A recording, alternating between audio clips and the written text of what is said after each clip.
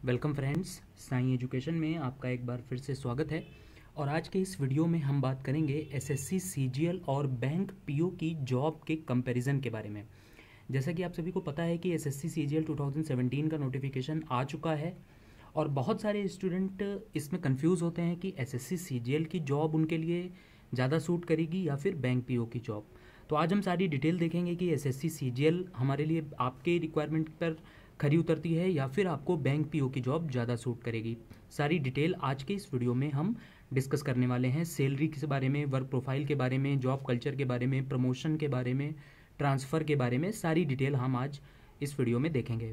अगर अभी तक आपने इस चैनल साई एजुकेशन को सब्सक्राइब नहीं किया है तो रेगुलर अपडेट के लिए इस चैनल साई एजुकेशन को ज़रूर सब्सक्राइब कर लें। इस चैनल पर हम बैंक और एसएससी की प्रिपरेशन से रिलेटेड बहुत ही इंपॉर्टेंट वीडियो अपलोड करते हैं। SSC CGL versus bank PO, which one is better work profile. देखिए, हर एक जॉब की अपनी कुछ पॉजिटिव और कुछ नेगेटिव साइड्स होती हैं, कुछ प्रॉज एंड कॉन्स होती हैं। अब ये डिपेंड करता है कंटेस्टेंट पर या एप्लीकेंट पर कि उसका जो इंटरेस्ट है वो किस फील्ड में है या वो उसकी जो प्रायोरिटीज़ हैं वो किस तरह की हैं, वो किस तरीके से डिपेंड करता है उन वर्क प्रोफाइल्स पर, जॉब प्रोफाइल्स पर। तो आज हम इन दोनों की प्रॉज एंड कॉन्स के बारे में, पॉजिटिव और नेगेटिव साइड दोनों के बारे में डिटेल में बात करेंगे। तो आइए स्टार्ट करते हैं आज की वीडियो। सबसे पहले हम बात करते हैं पोस्टिंग प्लेस के बारे में। SSC jobs gives you posting mainly in metro cities like Delhi, Mumbai etcetera. जैसा कि आपको पता होगा कि एसएससी यानी कि स्टाफ सिलेक्शन कमीशन जो होता है, इसमें कंबाइंड ग्रेजुएट लेवल और सीनियर हायर सेकेंडरी लेवल यानी कि एसएससी सीजीएल और एसएससी सीएचएसएल दो exam once in a year ये कंडक्ट करवाता है स्टाफ सिलेक्शन कमीशन। ये मेनली सेंट्रल गवर्नमेंट की जो वैकेंसीज़ होती हैं, सेंट्रल गवर्नमेंट की जो मिनिस्ट्रीज़ हैं, डिपार्टमेंट्स हैं, उनमें जो वैकेंसीज़ होती हैं उनको फिल करने के लिए ये एग्ज़ाम स्टाफ सिलेक्शन कमीशन करवाता है। तो इसमें एसएससी सीजीएल के थ्रू अगर आपका सिलेक्शन होता है तो आपको पोस्टिंग जो है वो मिनिस्ट्रीज़ में मिलती है, सेंट्रल गवर्नमेंट के ऑफिसेज में मिलती है। तो वो ज़्यादातर मेट्रो सिटीज़ में ही होते हैं। 80% जो मिनिस्ट्रीज़ हैं, ज़्यादातर जो मिनिस्ट्रीज़ हैं और सेंट्रल गवर्नमेंट के ऑफिस हैं वो विद इन दिल्ली हैं। तो आपको दिल्ली में पोस्टिंग मिलने के ज़्यादा चांस होते हैं एसएससी सीजीएल में। अगर आपका ट्रांसफ़र भी होता है तो वो मेट्रो सिटीज़ में ही होगा, मुंबई वगैरह में ही होगा। रूरल पोस्टिंग की एज सच कोई चांस एसएससी सीजीएल में नहीं होता है। अगर हम बात करें बैंक पीओ की, working as a bank PO you will have to complete 2 to 3 years rural assignment. आप बैंक पीओ में अगर पोस्ट होते हैं, bank PO as a bank PO को या पब्लिक सेक्टर का बैंक, सरकारी बैंक, गवर्नमेंट बैंक ज्वाइन करते हैं तो 2 से 3 साल का आपको रूरल असाइनमेंट करना ही पड़ेगा। वो आप जब तक रूरल असाइनमेंट कंप्लीट नहीं करेंगे वो आपके लिए दिक्कतें होती रहेंगी। तो रूरल पोस्टिंग 2 से 3 साल की वहाँ पर आपको करनी पड़ेगी, वो आपको रूरल असाइनमेंट कंप्लीट करना पड़ता है। ये मैंने 2 to 3 years इसलिए लिखा है क्योंकि ये वेरी करता है from banks to bank. SBI में हो सकता है इसकी ड्यूरेशन कुछ और हो, यूनियन बैंक ऑफ इंडिया में कुछ और हो, पंजाब नेशनल बैंक में कुछ और हो, इसलिए मैंने इसको एक फिक्स्ड टाइम ड्यूरेशन नहीं बताई है। 2 to 3 years का नॉर्मली होता है सारे पब्लिक सेक्टर बैंक्स में। ये रूरल असाइनमेंट आपको करना ही पड़ता है। तो ये तो हो गई बात पोस्टिंग प्लेस की। इसके बाद में अगली बात करते हैं वर्किंग आवर्स की, काम हमें कितना करना पड़ता है। तो एसएससी जॉब्स की अगर बात करें, SSC jobs have typical working hours of 9:30 to 5:30 और 5 days अ वीक। सुबह 9:30 से शाम के 5:30 बजे तक और सप्ताह में 5 दिन आपको काम करना होता है। सैटरडे संडे का फुल ऑफ यहाँ पर दिया जाता है। सेंट्रल गवर्नमेंट अपने सारे एम्प्लॉयज़ को, चाहे वो मिनिस्ट्रीज़ में हो या किसी और डिपार्टमेंट में हो, सीबीआई में है या controller general of defence accounts में है, और भी कई सारे ऑफिसेज होते हैं जो सेंट्रल गवर्नमेंट के जो एसएससी के थ्रू अपनी वैकेंसी फिल करते हैं, तो उन सभी में आपको 5 days अ वीक ही काम करना होता है और 9:30 to 5:30 की टिपिकल जॉब होती है। While working as a bank PO you will have to give 1 to 2 hours extra on daily basis. आपको आने की टाइमिंग तो सुबह 9:30 ही रहेगी, बट जाने की टाइमिंग थोड़ा सा लेट हो जाएगी, 6:30 to 7 तक हो सकता है। या कभी आप ऐसा भी हो सकता है कि आप 5:30 या उससे पहले भी चले जाएं। ऐसा कुछ नहीं होता है कि I myself is working as a PO in a public sector bank, तो मैं कभी कभी 5 बजे भी निकलता हूँ। लेकिन ये डिपेंड करता है आपकी जो ब्रांच है उसके ऊपर कितना लोड है, कितना वर्क प्रेशर है। जब तक आप पूरा काम कंप्लीट नहीं कर लेंगे अपनी ब्रांच का, तब तक आप पीओ और मैनेजर, ब्रांच मैनेजर, तब तक जो है ब्रांच को छोड़ के नहीं जा सकते। अल्टरनेट सैटरडे ऑफ होता है, 2nd और 4th सैटरडे वहाँ पर आपको ऑफ मिलता है। 1st और 3rd में सैटरडे को आपको ऑफिस जाना होता है। In banks there is no late sitting for clerical cadre employees. अगर आप क्लरिकल का एग्ज़ाम क्लियर करते हैं बैंक्स का, तो क्लरिकल जो हैं ना, जो बैंक में क्लर्क होते हैं उनके लिए 9:30 to 5:30 ही होता है। उनको बाद में लेट सिटिंग की कोई ज़रूरत बैंक्स में नहीं होती है। प्रमोशंस एंड ट्रांसफ़र्स की जहाँ तक बात करें, जो जॉब फिल होती हैं एसएससी सीजीएल के थ्रू, उसमें प्रमोशन प्रोसेस जो होती है वो थोड़ी स्लो होती है। 4 to 5 ईयर्स आपको लग सकते हैं, मतलब 4 से 5 साल आपको एक ही पोस्ट पे काम करना पड़ सकता है। प्रमोशन के लिए 5 से ऊपर भी कभी कभी हो जाते हैं। 4 से 5 साल तो लगेंगे ही लगेंगे, आप ये मान के चलिए। ट्रांसफ़र जो होगा वो 3 से 4 साल में आपका ट्रांसफ़र होगा, लेकिन ट्रांसफ़र जो है वो एक सिटी विद इन सिटी ही होता है नॉर्मली एसएससी के थ्रू। बैंक्स का जो प्रमोशन प्रोसेस है वो थोड़ा फास्ट है, बैंक्स में प्रमोशन आपको जल्दी मिल जाते हैं। In banks promotions are fast, it will take 2 to 3 years. Transfer में भी एनीवेयर बिटवीन 2 to 5 ईयर्स, 2 से 5 साल में ट्रांसफ़र होते हैं। और इसमें जोन से बाहर इंटर जोन ट्रांसफ़र भी होते हैं कि आपको जोन से बाहर ही ट्रांसफ़र दे दिया गया। विद इन सिटी भी होता है, विद इन जोन भी होता है, या आउटसाइड द जोन भी आपका ट्रांसफ़र किया जा सकता है। प्रमोशन प्रोसेस फास्ट होती है। अब जैसे आप यहाँ पर देख रहे हैं कि प्रमोशन जो है एसएससी में 4 से 5 साल ले रहा है और बैंक में प्रमोशन जो है वो 2 से 3 साल ले रहा है।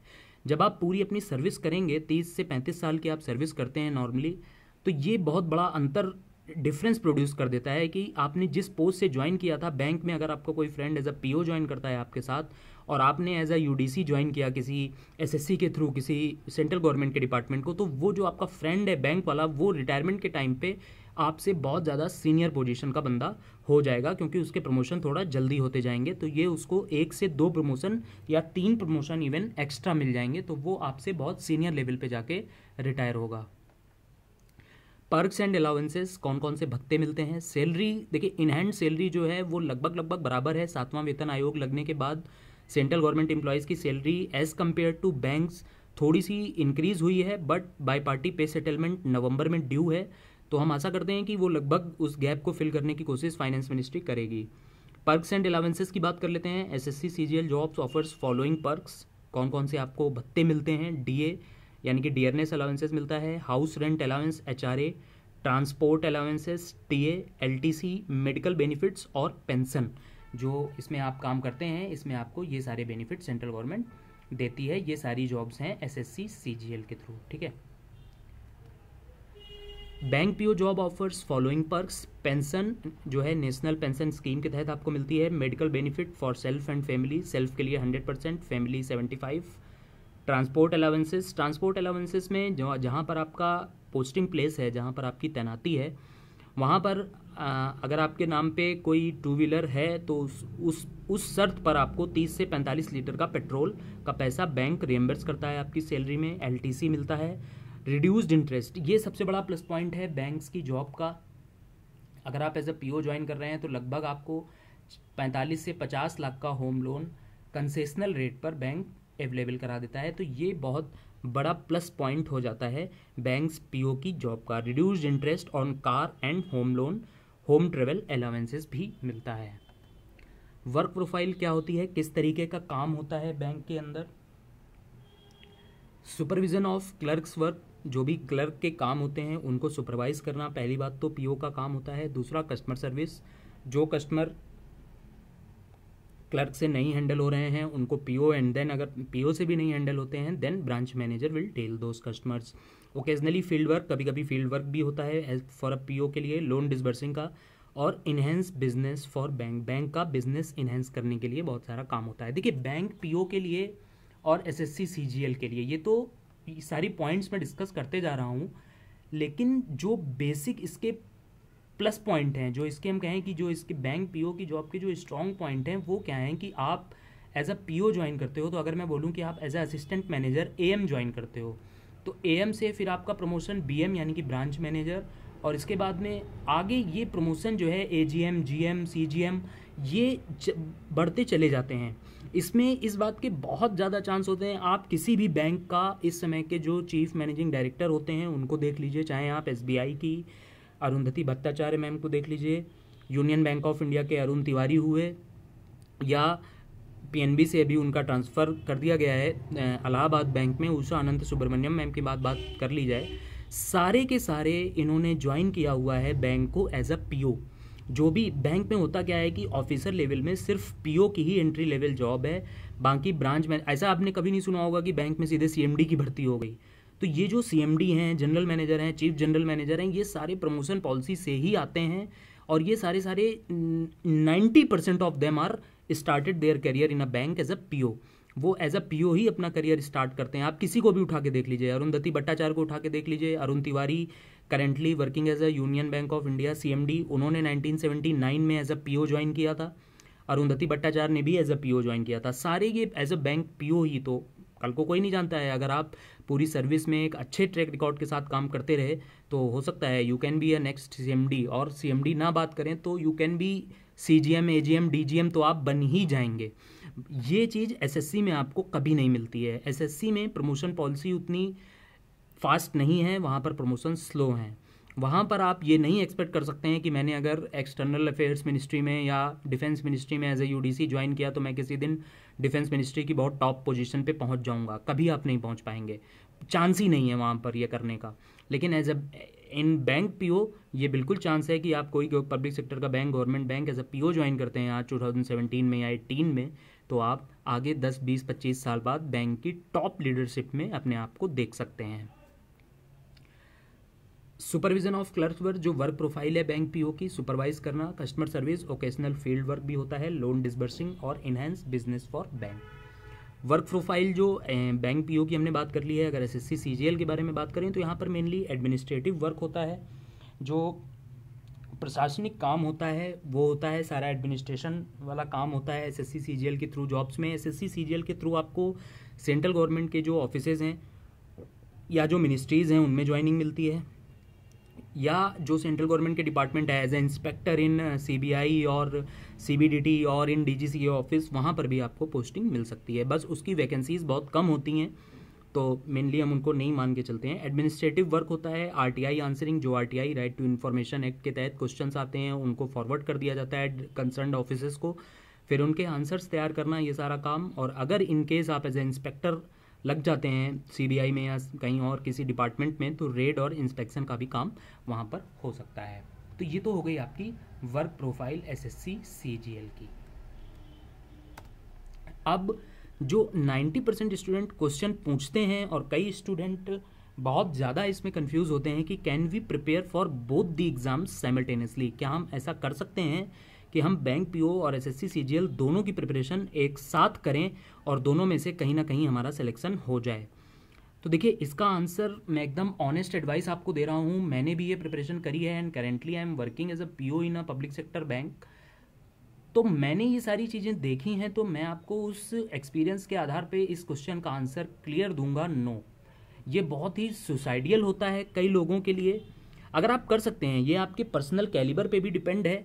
अगर आप दोनों एग्जाम्स को कर सकते हैं, इतने कट थ्रोट कंपटीशन को, देखिए कंपटीशन बहुत ज़्यादा है। बैंक पीओ में लास्ट ईयर आपने आईबीपीएस में देखा 8000 वैकेंसीज़ के लिए नियरली 20 लाख एप्लीकेशंस थे वहाँ पर, तो कंपटीशन बहुत ज़्यादा है।